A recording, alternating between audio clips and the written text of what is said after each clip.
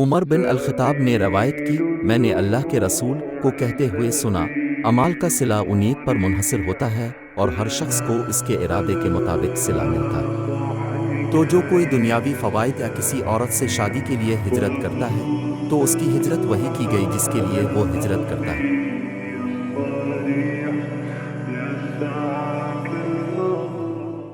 ایک شخص حارث بن حشام نامی نے نبی کریم صلی اللہ علیہ وسلم سے سوال کیا تھا کہ یا رسول اللہ، اب پر وحی کیسے نازل ہوتی ہے؟ اب صلی اللہ علیہ وسلم نے فرمایا کہ وحی نازل ہوتے وقت کبھی مجھ کو گھنٹی کی سی آواز محسوس ہوتی ہے اور وحی کی یہ کیفیت مجھ پر بہت شاق گزرتی ہے۔